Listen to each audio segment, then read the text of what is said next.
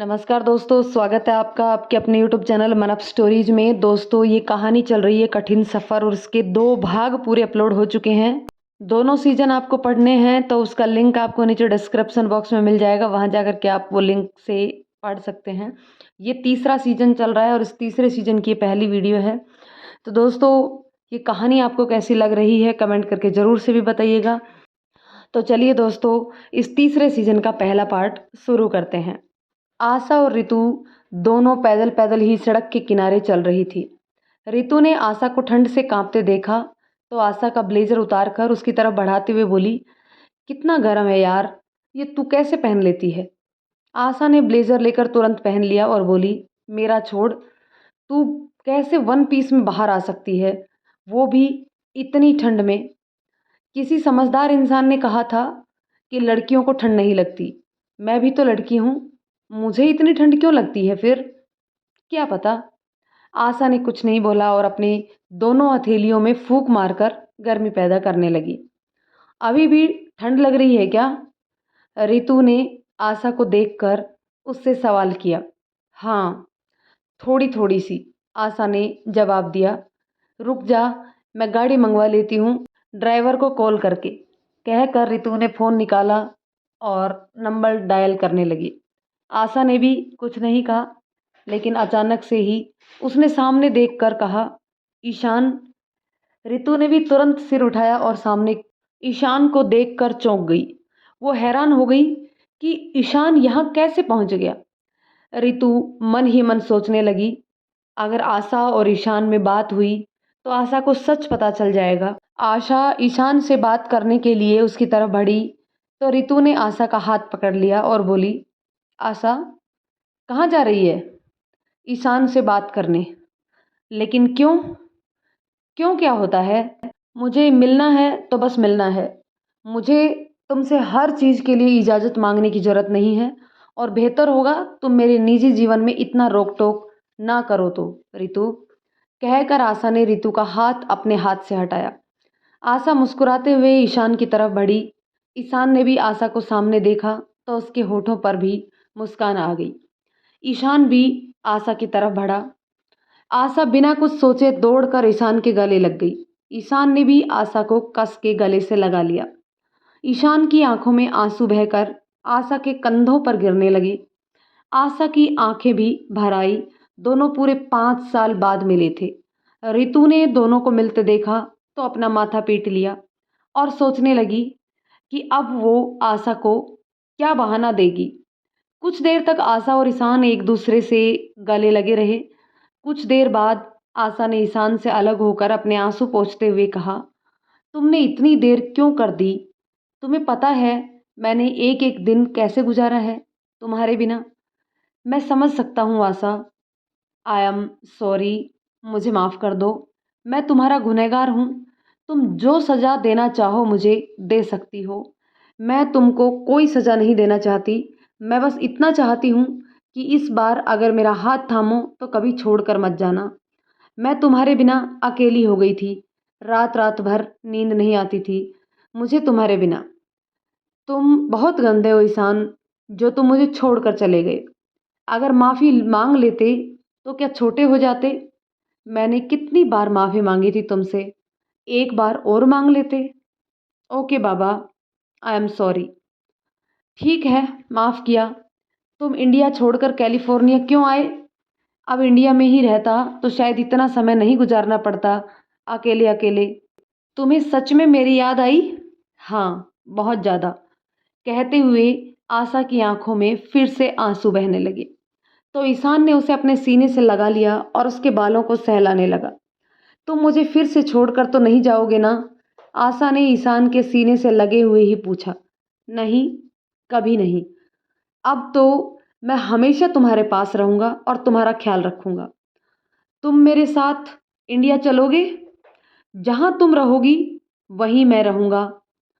तुम कितने अच्छे हो, मैं ही पागल थी जो तुम्हें समझ ही नहीं पाई। ऐसा नहीं है आशा, गलती दोनों ने की थी। तुमने गुस्से में और मैंने ईगो में। गलतियां तो इंसान से ही होती है ना। अच्छा इंसान तो वो है जो इन गलतियों को सुधारने की कोशिश करे। अगर ऐसा है तो तुम अपनी गलती सुधारने क्यों नहीं आए? उल्टा भाग कर यहाँ कैलिफोर्निया क्यों आ गए? असल में बात ये है कि मुझे लगा तुम्हारे पास इतना पैसा है, तो तुम्हें लगेगा मैं तुम्हारे पैसे के लिए आया हूँ। जब शुरुआत में पैसा और फेम नहीं थी, तब भी तो माफ़ी माँग सकते थे ना? एक बार अगर मेरा गुस्सा शांत होने के बाद तुम मुझसे माफ़ी माँगने आते, तो मैं तुरंत माफ़ कर देती। तब मुझे लगा कि तुम्हें कुछ टाइम की ज़रूरत है, ताकि तुम खुद को समझ सको और सही फैसला ले सको अपने हित में। ओके, तो फिर आज मैं तुम्हें माफ़ करती हूँ और फिर से अपने जीवन में प्रवेश देती हूँ। आशा ने मुस्कुराकर कहा, थैंक यू सो मच आशा, मुझे अपने प्यार के काबिल समझने के लिए। मैं कौन होती हूँ तुम्हें अपने काबिल समझने वाली? तुम तो मेरे बेटर हाफ हो। जो नियति में लिखा है वो होकर ही रहता है। हाँ, ये तो सही कहा तुमने। मैं बहुत खुशकिस्मत हूँ जो तुम्हारी जैसी बीवी मिली है, समझदार और बेइंतहा मोहब्बत करने वाली। मुझे तो अपनी आंखों पर यकीन ही नहीं हो रहा कि तुम मेरी बाहों में हो। यकीन तो मुझे भी नहीं हो रहा, लेकिन सच यही है ईशान, अभी तुमसे कभी दूर नहीं जाऊंगी। हमेशा तुम्हारा ख्याल रखूंगी और तुम्हें बहुत प्यार दूंगी। अगर मैं गुस्से में कभी कुछ गलत बोल गया तो माफ़ कर दोगी? थोड़ा मुश्किल है, लेकिन अगर तुम मेरे आगे पीछे घूमकर मुझे मनाने की कोशिश करोगे तो ज़रूर माफ़ कर दूंगी। कहकर आशा हल्के से मुस्कुरा दी। आशा की बात सुनकर ईशान के होठों पर भी मुस्कान आ गई। उसने अपना चेहरा जैसे ही आशा के करीब लाना चाहा, उस एहसास से आशा की आंखें बंद हो गई। आशा, व्हाट हैपेंड? रितु ने आशा को झकझोरते हुए कहा, तो आशा अपने सपने से बाहर आई। रितु ने कसकर आशा की कलाई पकड़ी हुई थी और आशा खुद से 5 फीट दूर खड़े ईशान को देखने लगी, जो इस उम्मीद में उसकी तरफ देख रहा था कि अब शायद आशा आकर उसे गले लग जाएगी। आशा होश में आई तो उसे एहसास हुआ कि वो तो सपना देख रही थी। वो एक टक ईशान की तरफ देखने लगी। ईशान आगे बढ़कर आशा को गले लगाना चाहता था, लेकिन ये सोचकर रुक गया कि कहीं आशा को बुरा न लग जाए। वहीं आशा काफ़ी देर तक ईशान को देखती रही, वहीं पर खड़ी होकर। ऐसा लग रहा था जैसे वो वहीं जम गई हो और वहाँ से हिलना ही नहीं चाह रही हो। हमको हमी से चुरा लो, सीने में कहीं तुम छुपा लो, हम अकेले खो ना जाएं, पास आओ गले से लगा लो। आशा का दिल ये लाइनें गुनगुना रहा था और उसकी आंखों में नमी की एक उम्मीद थी। जब आशा ने देखा कि ईशान भी उसकी तरफ नहीं आ रहा है, तो उसका दिल मानो टूट सा गया। ईशान प्लीज़ अपने कदम बढ़ाओ और मुझे रोक लो। आज अगर तुमने मुझे जाने दिया तो कभी वापस नहीं पा सकोगे। प्लीज़ ईशान, रोक लो मुझे। आशा मन ही मन सोचने लगी, लेकिन ईशान ने एक कदम भी आगे नहीं बढ़ाया और वो अपने मन में सोचने लगा, आई एम सॉरी आशा, तुम सफलता की सीढ़ियाँ चढ़ते हुए इतनी ऊपर पहुँच चुकी हो कि मैं चाह कर भी तुम्हें छू नहीं सकता। मैं चाहता हूँ तो हूँ कि तुम्हें कस कर अपने गले से लगा लूँ, लेकिन मुझे डर है कि कहीं तुम मुझे गलत ना समझ लो और तुम्हारे मन में मेरे लिए थोड़ी बहुत भी इज्जत जो बची है वो भी ना चली जाए। मैं जानता हूँ तुम मुझसे बहुत नफरत करती हो और तुम्हारी नफरत का कारण भी सही है। सोचते हुए ईशान को वो पल याद आ गए जब उसने पहली बार आशा को रेस्टोरेंट में देखा था और अपने कानों से सुना था कि आशा उससे कितनी नफरत करती है। जब आशा को यकीन हो गया कि ईशान उसकी तरफ कदम नहीं बढ़ाएगा, तो उसकी आंखों में नमी आ गई, लेकिन वो खुद को कमज़ोर नहीं दिखाना चाहती थी, इसलिए उसने गहरी गहरी सांस लेकर खुद को कंट्रोल किया। उसने भारी मन से अपने कदम पीछे लिए और मुड़कर वहाँ से तेज कदमों से चलती हुई उस तरफ जाने लगी जहाँ उनकी गाड़ी खड़ी थी। रितु ने भी राहत की सांस ली और आशा के पीछे पीछे चल पड़ी। ईशान ने आशा को वहां से जाते हुए देखा तो उसे न जाने क्यों बहुत बुरा लगा और ऐसा लगा जैसे कुछ छूट रहा हो। वो उस पल को वहीं पकड़ कर रखना चाहता था, लेकिन अफसोस समय किसी के लिए भी नहीं रुक सकता। न जाने ईशान को क्या सूझा कि उसने अचानक से आशा के पीछे दौड़ लगा दी। कुछ दूर भागने के बाद ईशान आशा के करीब जा पहुंचा।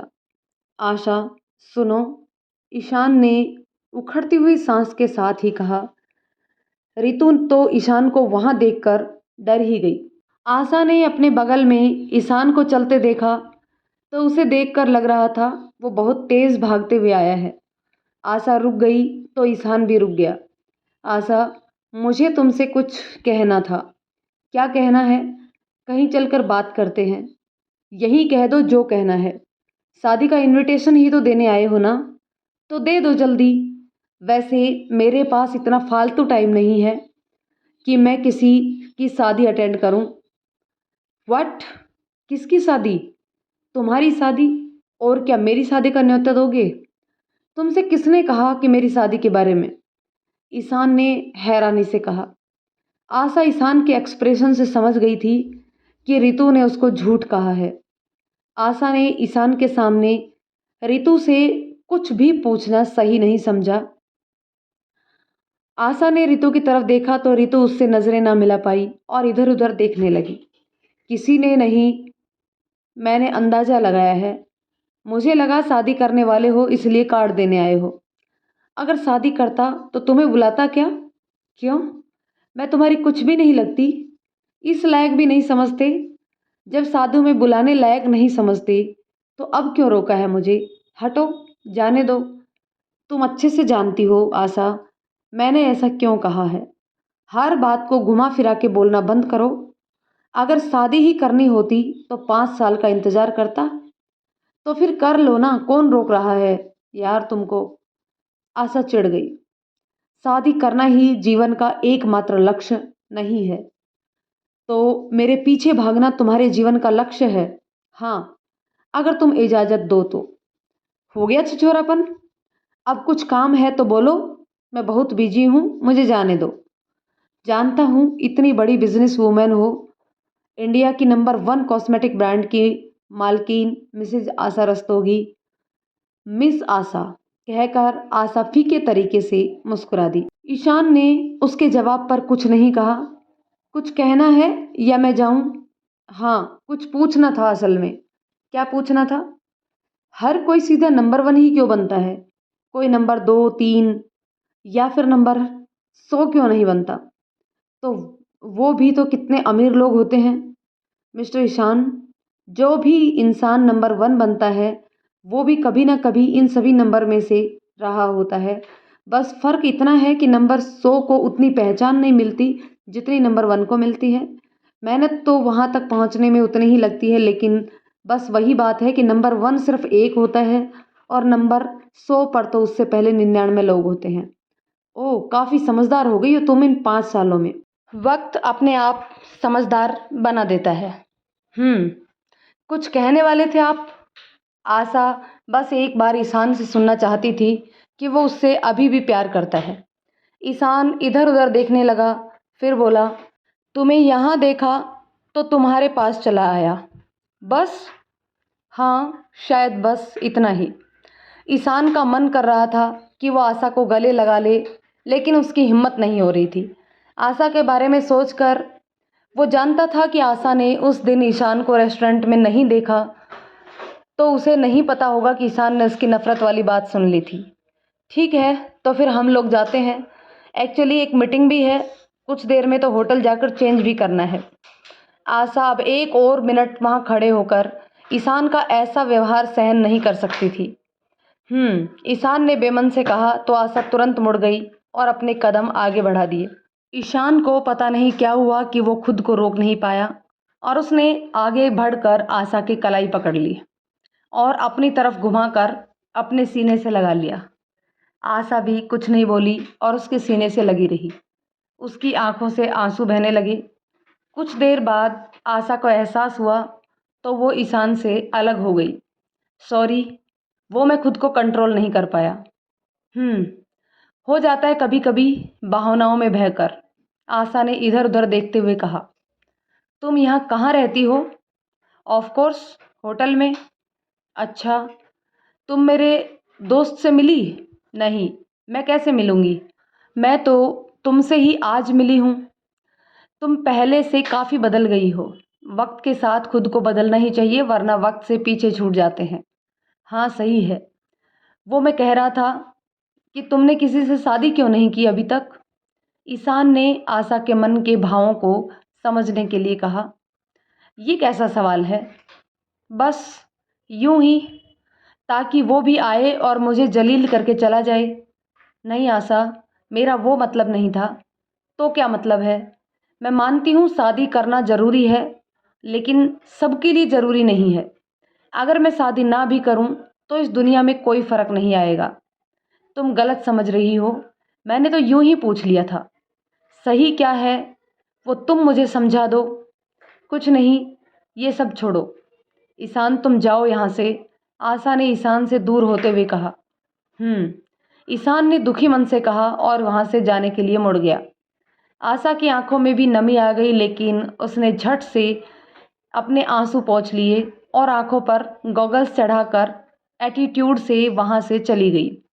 आशा जाकर अपनी गाड़ी में बैठ गई। रितु भी गाड़ी का दरवाज़ा खोलकर उसके बगल में बैठ गई। आशा को रितु के झूठ पर गुस्सा तो बहुत आ रहा था, लेकिन उसने खुद को कंट्रोल किया और गाड़ी से बाहर देखने लगी। कुछ देर बाद वो लोग होटल पहुंच गए। वो दोनों अपने फ्लोर पर आए तो रितु अपने कमरे में जाने लगी। रुको रितु, कुछ बात करनी है, आशा ने रितु को रोकते हुए कहा।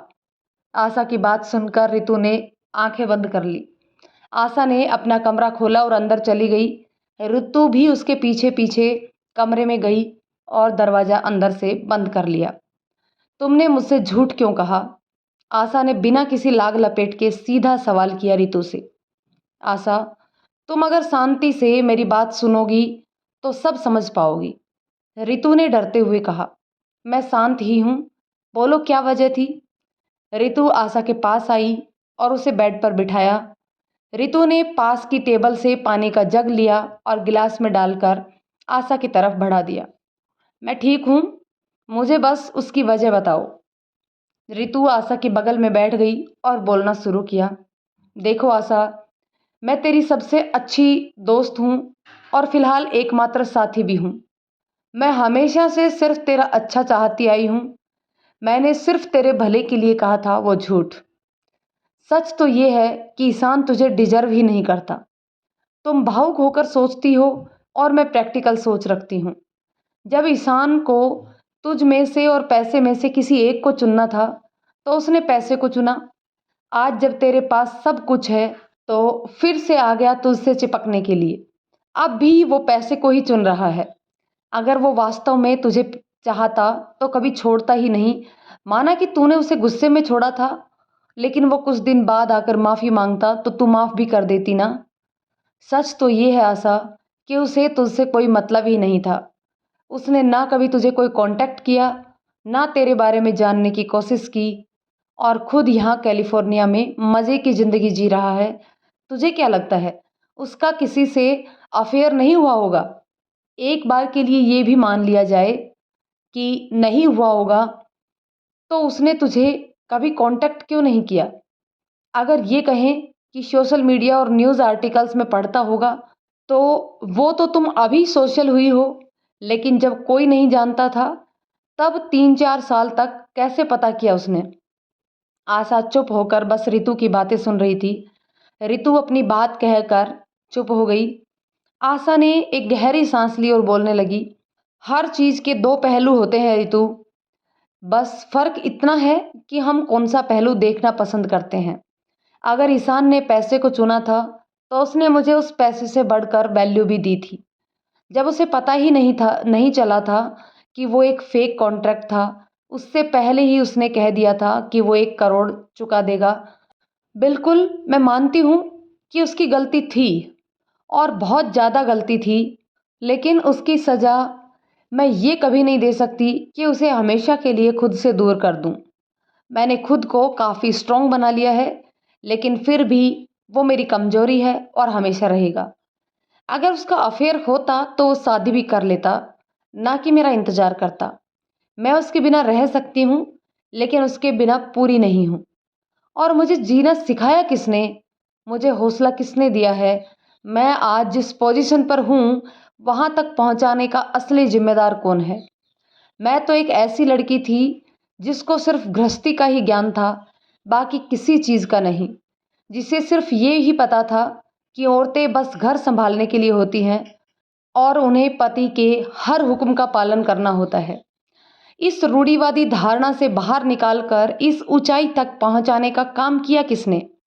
यह सब ईशान ने किया है ऋतु।